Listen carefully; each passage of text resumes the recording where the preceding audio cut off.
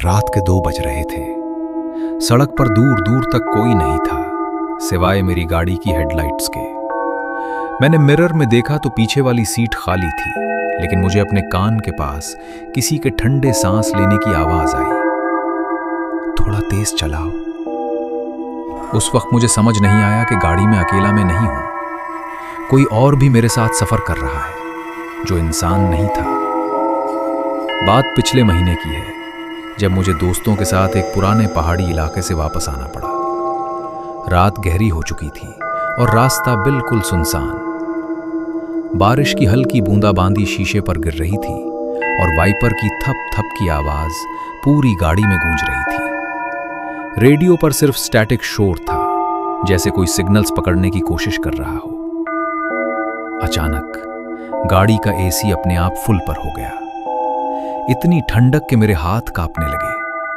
मैंने एसी बंद करने की कोशिश की, मगर बटन काम नहीं कर रहे थे। तभी मुझे महसूस हुआ कि कोई मेरे पीछे बैठा है। मैंने डरते डरते पीछे वाले मिरर में देखा। सीट खाली थी, मगर जैसे ही मैंने वापस सामने देखा, गाड़ी के डैशबोर्ड पर रखी मेरी मां की तस्वीर का रुख नीचे की तरफ हो चुका था, जैसे किसी ने उसे जानबूझकर मोड़ दिया हो। मेरा दिल जोर जोर से धड़कने लगा। मैंने हिम्मत करके गाड़ी की रफ्तार बढ़ाई, मगर अचानक इंजन से अजीब सी आवाजें आने लगीं। गाड़ी ने झटके खाए और बीच सड़क पर रुक गई। चारों तरफ घना जंगल था। जैसे ही मैं बाहर निकला, मुझे ऐसा लगा जैसे कोई मेरे पीछे खड़ा है। मैंने मुड़कर देखा तो सिर्फ अंधेरा था।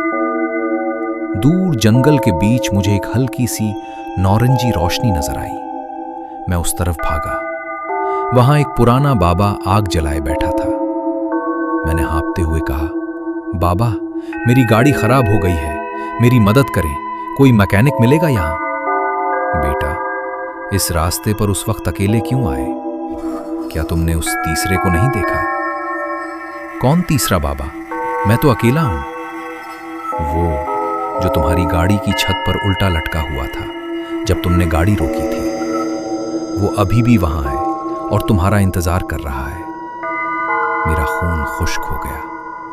मैंने पीछे मुड़कर देखा तो गाड़ी की हेडलाइट्स अपने आप ऑन ऑफ हो रही थी। जब मैं डर के मारे वापस बाबा की तरफ मुड़ा तो वहां कोई नहीं था।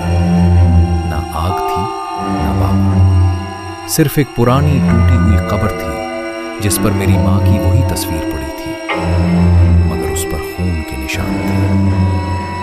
मैं बदहवास होकर गाड़ी में बैठा और पागलों की तरह सेल्फ मारा। स्टार्ट हो जा, प्लीज स्टार्ट हो जा।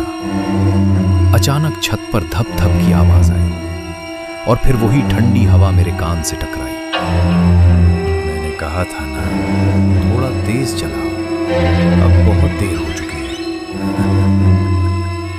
अगली सुबह लोगों ने देखा कि मेरी गाड़ी सड़क के किनारे खड़ी थी। गाड़ी अंदर से बिल्कुल ठीक थी, मगर मैं वहां नहीं था। सिर्फ ड्राइवर की सेट पर मेरी मां की वो पुरानी तस्वीर रखी। लोग कहते हैं कि इस हाईवे पर आज भी रात के 2 बजे एक खाली गाड़ी चलती है। इसके पीछे वाली सड़क